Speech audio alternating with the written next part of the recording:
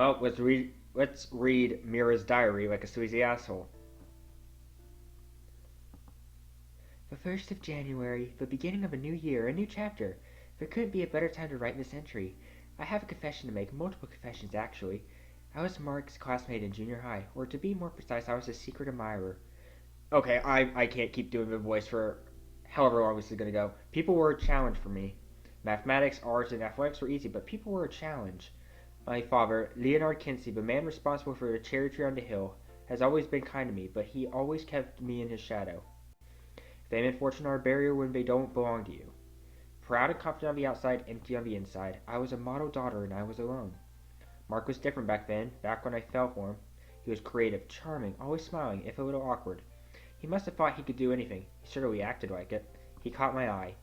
He He'd doodle in his notebook as the teachers droned on. I always wondered what he might be daydreaming about. Soon my own daydreams took hold. Every day at lunch and after class, I would unconsciously dream up scenarios that led me to him, actually dropping my books, helping him with an assignment, bumping into him while getting a drink at the water fountain. But they were daydreams, and daydreams never come true. So my feelings gnawed at me from the inside instead. It was like hunger. When the body doesn't get what it wants, it lets you know in the worst possible way. The heart works the same way. Eventually I noticed a change. He started looking at a certain girl from the next class over, and it was a strange look, the same one I saw when I looked at the mirror. Naturally I did the only thing I could do. I watched. The leaves fell to the ground and snow hid them. I watched as he talked to the girl at lunch and bumped into her in the halls. Something started dying inside me, but I couldn't understand it. And at the same time, something was born. I soon came to know a determination that I didn't think I had. He had told her to meet him on the roof after school, and from the way he paced back and forth in class, pretending to clean and pack his bag as his eyes anxiously darted to the clock, I knew what he was going to do. So I followed him. The confession wasn't as bad as he thought it was, but through the lens of heartbreak, a paper cut becomes a knife wound. The girl was attractive, confident, popular. It was no surprise that he fell for her. As it turned out, it was no surprise to her either. She turned him down without a second thought. I still don't know what was going through her mind. Did she want to enter rejection as quickly as possible, like pulling off a band-aid? Was she so used to being adored that she lost her ability to sympathize with a broken heart? I'm not sure, but when she walked by Mark's incapacitated body, she paused for a moment, pulled the ribbon out of her hair, and wrote something. Did she always do that? Maybe she had an infinite supply of hair ribbons at home, or she distributed one to every boy she rejected. Or it was just a whim, after noticing that they weren't alone and seeing my no doubt teary eyes. She simply pulled a marker out of her bag, jotted down one final message, dropped it by Mark's hands, and left. The crucial piece of information that took 3 years to remember was that he never picked up that ribbon. I did. Time flew by after that. I moved overseas with my parents as part of a business decision, but I was glad to escape. I wasn't running away. I was angry. Angry and determined. It didn't take long. I bought new clothes, grew my hair out, got contacts, practiced smiling in front of a mirror, and every day I wore that ribbon in my hair, the memento of two tragic first loves. Christ almighty. My classmates were distant from me at first, knowing that I was from a wealthy family, but I began to fit in before long. I made real friends there and overcame my phobia of people. All that remained was overcoming my phobia of love. That was when an opportunity fell into my lap. My dad told me that we would be relocating back home, and that I could come with him or stay with my other relatives for a few years. I hesitated for a moment. I was happy, so why return to a place that could only make me sad? But that was precisely why I had to go back. I had something to prove. I came home at the beginning of December, and I was to start attending school when the new term began. Dad allowed me to select the high school of my choice, so I did some research. The excitement was building. I found out that Mark was attending a local high school with his sister and two friends, and that it wasn't unreasonable for me to attend as well.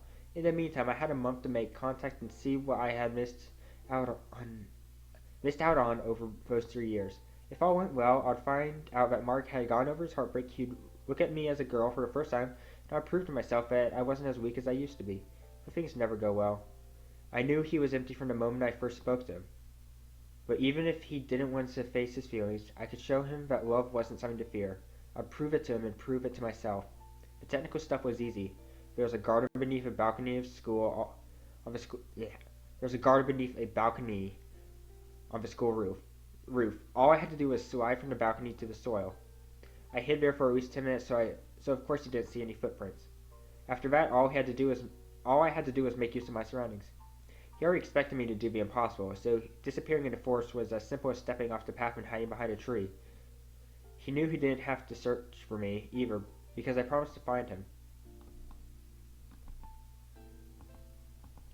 Mark saw through me, apparently. I was surprised. I tricked him at first, but he knew that I was smiling from my heart when I found him in that park after he talked to William. I was shocked when I found myself enjoying the conversation, shocked and a little afraid. The visit to his room wasn't even part of the plan, I just wanted to see him. It was fun to tease him, to see his reactions to my silliness, and I wanted to get swept up and taken to the first place he could think of. I started to see the quirky charm buried beneath years of forced apathy. Before long I was in love. It was terrible. I didn't want to fall for him. I just wanted to prove I was no longer a slave to my emotions. But I ended up proving the opposite. The more I think about it, the more cruel it becomes. Am I only happy because I forced myself to change 3 years ago? My confidence started out as nothing but a lie. Is that what it takes? And what about Mark? Even after trying his hardest, he still got hurt. Both 3 years ago and now. If I hadn't met him, would he still be avoiding love at every turn? It's horrible. No matter how much we talked, all we could come up with is that love is a horrible, horrible thing. All is fair because it doesn't play by the rules. You can fight to get your hardest or give up before the battle begins, and you can still win or lose. There's no structure to life, no overarching theme or black and white belief that determines who succeeds and who fails. There isn't always a lesson.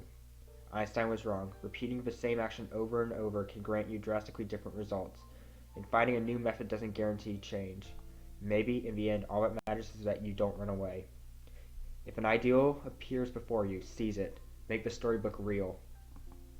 Alright, that was satisfying, but my head is aching and I need to get to bed. We've got a long year ahead of us, and I'm still tired from our New Year's celebration last night.